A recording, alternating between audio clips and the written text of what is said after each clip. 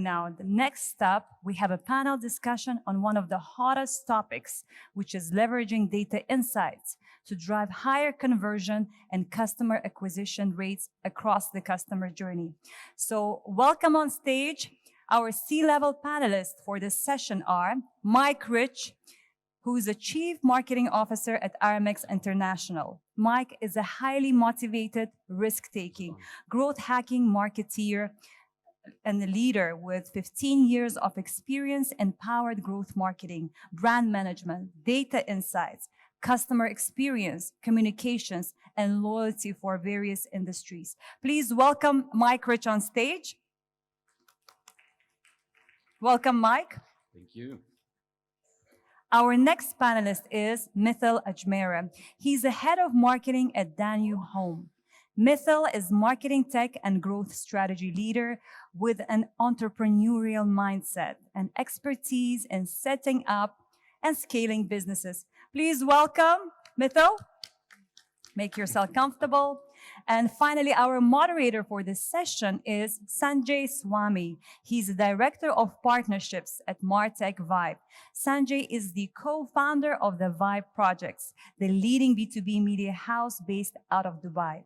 As a Martech, AdTech, and CX expert, Sanjay launched the Vibe Martech Fest in Dubai as the first and only marketing technology-focused based event in the region. So please give him a round of applause. This is why we're having this great event, so thanks to people like him.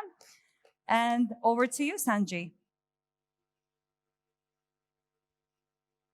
Thank you, Aziza, for that wonderful introduction. And welcome to one and all to this event today. I think it's been a great turnout. A warm welcome to my panelists as well. Thank you. I'm going to dive deep into our topic, which is basically talking about leveraging data insights. And I want to start off with you, Mike. Seeing how businesses have been impacted over the past year, right? And how are you rethinking customer relationships using contextual data? I think for us, there's obviously been huge changes the last year and a half. And I think we've been quite fortunate in a position where in the logistics sector, we've been more needed now than ever. So there's been a lot of change, but for us, it was really about how do we scale? How do we try and understand through data the volume of potential e-commerce business that will be coming in, and how do we scale our business without messing up the customer service experience, without messing up the customer experiences. So for us, really, it was about scaling our business and how do we utilize data to scale our business. So that was key for us. We've had a massive increase in business over the last couple of years, so over the last year and a half. So for us, it was really focusing on utilizing the data to predict and understand how much volume we are going to get over the next coming months, years, and really how do we scale our business around that. Right. And Mithil, for you, how has this changed? How has the situation changed? I mean, you're looking at the e-commerce vertical at Danube, right? What are your key insights from? So I think the first thing that I'd like to talk about is, for us, data collection in itself was a challenge. So I joined the organization last year, and we didn't really have data warehouses set up, which would probably be the single source of truth for us. So it all started, we are traditional opportunists, we are not digital native. So collecting data and getting everything in place was the first biggest challenge. But apart from that, making that data to use, and now we've started collecting hordes and hordes of data and started analyzing and putting that data to use with regards to getting more conversions, with regards to improving retention, etc. And that there's a whole gamut of things that you could do when you have data. So that's the journey, and it all started booming during COVID, and we sort of now have systems in place to sort of analyze and make the data actionable. That's interesting, and Mike, every business is different, right? And has its own marketing funnel, which is basically contributing to the success of the conversions, right? How are you using your martech stack, to visualize funnels? What attribution channels have changed for you and remain the same?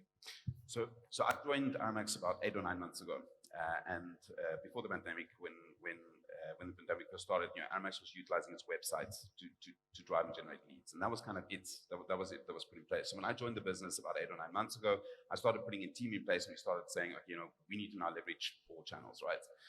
So we actually integrated now with a massive company that's helping us from our sales, from the capturing the lead all the way straight to close, which has helped us absolutely visualize everything we do. We've also integrated another platform to help us visualize data. So that's been a huge focus for us. Is really kind of expanding where our leads are generated from. We're now on all channels, creating really amazing content to drive those leads. On Twitter, LinkedIn, Facebook, through our website, through events, through absolutely all channels. So. Right. And Mithil, for you? So I think there's no right or wrong way to visualize the marketing stack. For us, we manifested with regards to a matrix that we created basis the user journey and the customer funnel. And then we started placing things in place. So for example, with regards to even the basic things like SEO or getting marketing automation tools in place to improve retention, the kind of tools that you use. Of course, I cannot name the tools that you're using. Won't be the right thing to do. You can't name the vendors, but you can name the tools. I mean, I'm just saying marketing automation tools for that matter. So we identified the right partners and we created a matrix and starting it taking the checkboxes. And you shout out to, by the way, nobody talks about tag managers here, and people from Adobe and Google need to really talk more about tag managers. They really help marketers execute more complex technical things and get more counters on events. And just imagine running 200 scripts on a website, the page load time would increase significantly, right? And tag managers really helping that. So shout out to that. But apart from that, yeah, there's no dearth of marketing automation tools or marketing technology tools. And it also really depends on who the decision maker is. If it sort of flows in from the CIO or a CDO, then they'll look at more towards data. If the decision maker is the marketing team or the marketing head, then they're going to look more towards brand awareness, conversions, and retention. We had this session earlier in the day, right, where we spoke about collaboration between the CIO and the CMO. I have two CMOs with me over here. What has been your experience? Because since we're talking about data, right, how has your experience been with IT leaders, and how do you decide on your marketing stack? Yeah, so that's always a challenge in the business. It's almost the same challenge as a CMO and a CFO, but that's a whole nother panel discussion. I think it's always a challenge coming to the business, because there's always a debate about what falls under what, and that's a debate that will go on forever. But I think the crucial thing is that you have that relationship with your CIO to give you the freedom to manage whatever stack you need for your marketing team. I think it's really about helping them understand what you need and why you need it, and also helping them understand how it integrates with what they already have in place. Because I think a lot of the time it's thinking about structures that they've put in place and how it will affect what they've done, right? So it's a debate that will always go on. I think it's really about trust, and it's about having that relationship where allowing the CMO to kind of do what they need to do in there. Do you want to add in there? I always have a bone to pick with the data and the information team. Just backstage, I was speaking with Mike on how difficult it is to sort of be a slave of spreadsheets. Today, I mean, it's good for finance and operations folks, but you can't really make strategic decisions based only on an Excel. And if I have more time, I can sort of go on with this. Most of the times, and here's my submission, that usually when you do a linear arithmetic, when it comes to data, you lose a lot of information. 1 times 5 is not really 5 times 1 in marketing. Maybe in finance and operations, but it's not in marketing. Once you start accepting that, a lot of things will change. And I'll give you an example of Amazon. When you compare an Amazon business model with a Walmart business model, Amazon is doing a great job in making 7 people buy or 5 people buy one thing, whereas Walmart is doing the other way around. And we know who's winning at this stage, right? So once you start accepting the fact that data not necessarily will give you the right strategic move, that's when you will start thinking creatively. Nobody talks about customer psychology. And I'll give you another example here. The airline industry, I feel, and Mike travels about 60, manages 60 countries, so he keeps traveling. I think the airline industry is practically killing itself because most of the websites, most of the ticketing websites that you will see will only allow you to sort by price or time. Nobody talks about the fact that this is a brand new aircraft. Okay, nobody talks about how comfortable this aircraft is. Nobody talks about that there are no infants on this aircraft flight up until this point in time, or about 99% of this of the time this flight reaches on time, right? So, and there are so many such examples that we can talk about where data, yes, is helpful, but should not be the only decision-making tool for a marketer. A lot of the things depend on customer psychology also. So, yeah. That was going to be my next question. I mean, obviously, consumer psychology has changed drastically over the past year or so. But what are some of these, traditional marketing methods that you're still using, within your marketing team? What are some new things that you have brought in? Can you take us through that? Data and technology is always going to supplement your traditional marketing activities. It's never going to be phased out. You see a ton of hoardings on all the streets that we pass by. It's never going to get phased out. How the data can sort of supplement is if you can geofence your customer base, understand where you're getting the maximum traffic from, right? And then sort of analyze that probably Hessa is a better place for me to put up a hoarding, or Sheikh Zayed is a better place for me to put a hoarding. Even with regards to the call center team, by the way, is always called as a cost center team. I don't know why. It should be more like a customer experience team. But with regards to even call center team, cold calling people, if there is an intent based cold calling done, then you'll see much larger or much more conversions. Even with regards to digitization has happened, modernization has happened. However, with regards to call center and customer service, I still believe it is more towards operational efficiency than customer delight. I think I digressed a little bit. But having said that, when you start utilizing technology to supplement your traditional marketing activities, that's when you'll have the real seamless transition. What about you, Mike? I think you have a good balance of I think I'm a massive technology fan, but I'm also a huge traditional fan. I think there needs to be a good balance. I mean, I'll give you an example. When we look at doing account-based marketing, right? We really try and use traditional ways of getting as much insights as we possibly can. So, for example, if I'm a logistic business and I'm trying to get company X, and company X, I know that I need to target the logistics manager, then what I would love to do is try and understand what his KPIs are, what's his business challenges, and with that information, I can come up with amazing content. So, for example, if business A is a logistic manager and his issues are delivery times and visibility on deliveries, then I will make sure that I create an amazing piece of content that says how to increase your visibility and decrease your delivery times by 20%, right? And then that will then, obviously, we'll utilize that on digital channels, and obviously through our automation system, we will get those leads in. And that's kind of, for me, a nice blend between traditional insights and data and technology. And while you're doing that, right, there's a lot of emphasis on data and ROI in marketing, right, which also means that you have to reimagine the way your teams are built, right? How are you building a team of, say, data tech-driven marketers?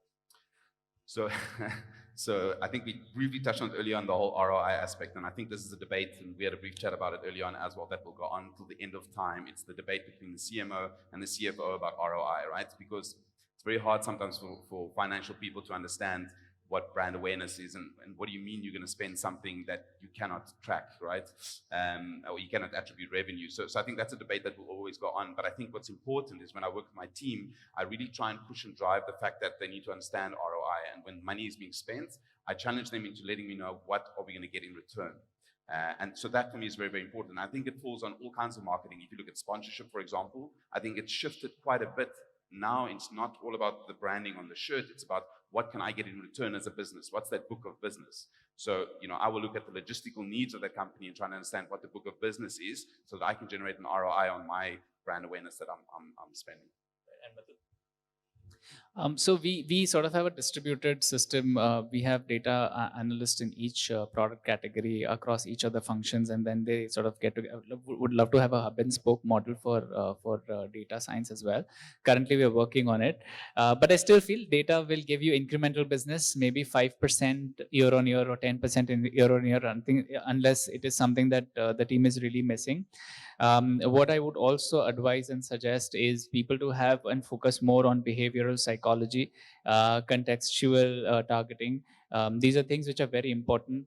At Danube Home, imagine you're buying a furniture piece, and I tell you that this has been a bestseller for the last 2 years, or we've had zero complaints, or customers have rated this product 4.5 on 5.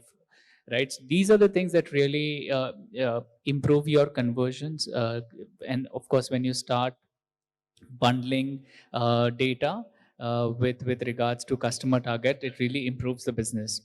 um, and when you give that comfort and transparency to the people, that's again a very good way to get more customers on board, because when you as long as you have that trust factor and openness about it, I could even say that this product was returned about 10% of the times, right? That's still an open communication that the customer has. So it's convenience, it's openness, and it's also assurance that I feel can really help businesses. But typically, what are these challenges that you have faced when it comes to contextual marketing, and how have you overcome these challenges? We're still figuring out how to overcome, but it's again understanding your relevance, the products that you're selling, and the customers you're targeting. If there's a mismatch in that and the information that you're offering to the customer, then you're never going to fly. Right, so it has to be an open communication, and your narrative has to be pivoted towards trust.